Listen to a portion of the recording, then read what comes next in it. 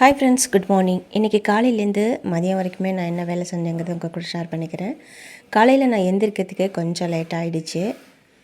Main கேட்டில் கொஞ்சம் பெரிய கோலம், வாசலில் வந்துட்டு குட்டி கோலம் தான் போட்டிருக்கேன்.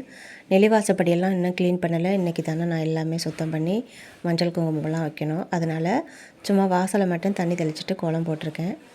பால் எடுத்து ஃப்ரிட்ஜிலேருந்து வெளியில் வச்சுட்டேன். அரிசை தண்ணியில் ஊற போட்டுட்டேன்.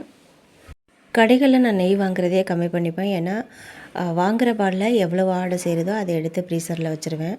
மாதத்துக்கு ஒரு தடவை நெய் காய்ச்சுவேன். இன்றைக்கி வந்துட்டு கீரை கடையலாம் அப்படிங்கிறதுக்காக கீரை வந்துட்டு பூண்டு, சின்ன வெங்காயம், கீரை எல்லாத்தையும் போட்டுட்டு ஒரே ஒரு பட்டை மிளகாய் போட்டு மூடி வச்சிட்டிங்கனாக்கா ஒரு 10 நிமிஷம் வெந்ததுக்கப்புறமா கடைஞ்சிக்கலாம். அப்படி இல்லைனாக்கா மிக்ஸியில் போட்டு ஒரு சுற்றுனீங்கன்னா போதும். நம்ம என்ன தான் வீட்டு வேலை பார்த்தாலும் தினம் வந்துட்டு ஒரு அரை மணி நேரமாவது கண்டிப்பாக நடக்கணும். வெயிட் லாஸ் பண்ணணும் அப்படின்னு நினச்சிங்கனாக்கா கண்டிப்பாக நீங்கள் வந்துட்டு வடிக்கிற சாதத்தை சாப்பிட்றது ரொம்ப நல்லது. குக்கர் சாதத்தை தவிர்த்துட்டு இந்த மாதிரி வடித்து சாப்பிட்றது ரொம்ப ரொம்ப நல்லது நம்மளுக்கு. நாங்கள் வந்து டெய்லியுமே வடித்து தான் சாப்பிடுவேன். தினம் ஒரு கைப்பிடி அளவாவது சாதத்தை வந்துட்டு தண்ணி ஊற்றி வச்சுருவேன் நைட்டு. காலையிலே அதை வந்துட்டு டீ குடிச்சிருவேன். டீ குடிக்காமல் என்னால் இருக்க முடியாது. அதுக்கப்புறமா வேலை பார்த்துட்டு இருக்கும்போதே இந்த மாதிரி பழைய சாதத்தில் கொஞ்சம் உப்பு போட்டு நல்லா கையை வச்சு கரைச்சி விட்டுட்டு ஒரு கிளாஸ் குடிச்சிருவேன். இது வந்துட்டு ஒரு 9 மணி வரைக்கும் நம்ம காலை வேலைகளை முடிச்சுட்டு சாப்பிட்ற வரைக்குமே இது வந்து ரொம்ப எனர்ஜியாக இருக்கும், தெம்பாக இருக்கும். இது ரெகுலராக நான் ஃபாலோ பண்ணிகிட்ருக்கிறேன். ரொம்ப சூப்பராக இருக்கும். இதுக்காக நீங்கள் கடைகள் எல்லாம் எந்த ஹெல்த் ட்ரிங்க்ஸுமே வாங்க தேவையில்ல. சூப்பராக நம்ம இந்த பழைய சோறு தண்ணியே குடிச்சிட்டு வரலாம். இது நீர் ஆகாரம். கிராமத்துல எல்லாம் இதைத்தான் ரெகுலராக எடுத்துகிட்டு வருவாங்க. ரைஸ் வந்து வெந்துக்கிட்டு இருக்குது. ஒரு பக்கம் கீரையும் வேக வச்சு எடுத்து வச்சுட்டேன். அவரைக்காய் பொரியல் பண்ணலாம் அப்படின்னு சொல்லிட்டு. அவரைக்காவுக்கு வந்து நான் வந்து தேங்காய் சேர்க்க மாட்டேன். அதுக்கு பதில் ஒரு முட்டை சேர்த்துருவேன். எண்ணெய் ஊற்றிட்டு கடுகு, ஜீரகம், வெள்ளை உளுத்தம் பருப்பு எல்லாத்தையும் போட்டு தாளிச்சுக்கோங்க. வெங்காயத்தையும் நல்லா நிறையா சேர்த்துட்டு வதக்கிட்டு அதுக்கப்புறமா அவரைக்காய் போட்டுக்கோங்க. நான் சாதாரணமாக குழம்பு மிளகாத்தூள் தான் போட்டிருக்கேன். அவரைக்காய், பீன்ஸு இது எல்லாத்துக்குமே நான் வந்துட்டு முட்டை சேர்த்து தான் பொரியல் பண்ணுவேன். ரொம்ப சூப்பராக இருக்கும். புடலங்காய் இந்த காய்கறிகளுக்கெல்லாம் தேங்காய் பதில் முட்டை சேர்த்துட்டோன்னாக்கா ரொம்ப நல்லாயிருக்கும், டேஸ்ட்டாகவும் இருக்கும். தேங்காய் விற்கிற விலைக்கு ஒரு முட்டையை வாங்கி சேர்த்துட்டோன்னா அது ரொம்பவே பெஸ்ட்டு.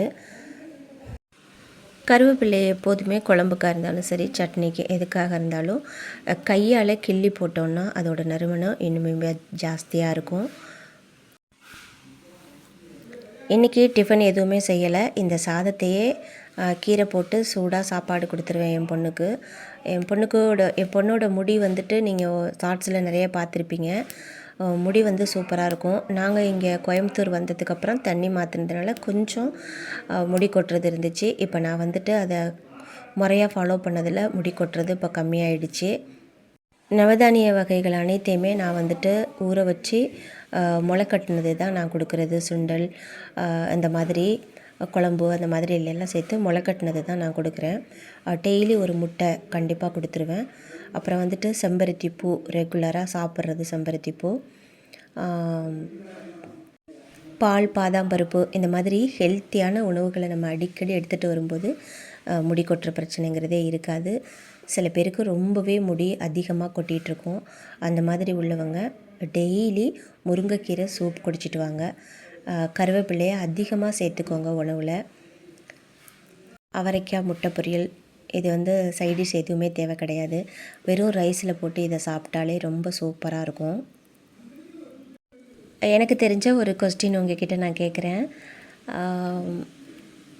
தமிழில் வந்துட்டு நம்ம கார் ஆப்ரேட் பண்ணுறது, டிவி இதுக்கெல்லாம் ரிமோட் இருக்குது இல்லைங்களா, அதுக்கு வந்துட்டு தமிழில் என்ன பேர்? இங்கிலீஷில் வந்துட்டு அதுக்கு பேர் ரிமோட், தமிழில் அதுக்கு பேர் என்ன? உங்களுக்கு தெரிஞ்சவங்க நீங்கள் கமெண்டில் சொல்லுங்கள்.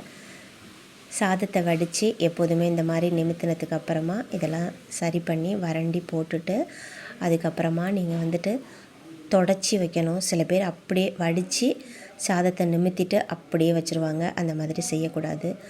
நம்ம வந்து அரிசிக்கும் சரி, சாப்பாட்டுக்கும் சரி ரொம்ப முக்கியத்துவமும் மரியாதையும் கொடுக்கணும்.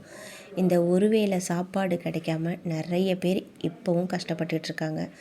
இன்றைக்கி இந்த உணவை நம்மளுக்கு கடவுள் கொடுத்துருக்கார் அப்படிங்கிறது நன்றி சொல்லிவிட்டு, நான் வந்து ரெகுலராக டெய்லியுமே சமைச்சு முடித்ததுக்கு அப்புறமா சாப்பாடு எடுத்து அன்னபூர்ணி தாயார்கிட்ட வச்சுட்டு அதுக்கு பிறகு தான் நான் சாப்பிட்றதுக்கு பாப்பாவுக்கு கொடுப்பேன். என்னுடைய தினசரி வழக்கம் இது தான். இது போன மாதம் நான் வீட்டில் எடுத்த நெய் தான். ரொம்ப சூப்பராக இருக்கும்.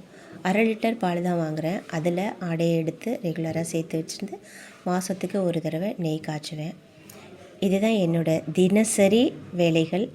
இன்றைக்கி நான் பார்த்த வேலைகளை உங்கள் கூட ஷேர் பண்ணியிருக்கிறேன். இந்த வீடியோ உங்களுக்கு பிடிச்சிருந்துச்சு அப்படின்னாக்கா வீடியோக்கு லைக் கொடுங்க. எனக்கு சப்போர்ட் பண்ணுங்கள். தேங்க்ஸ் ஃபார் வாட்சிங்.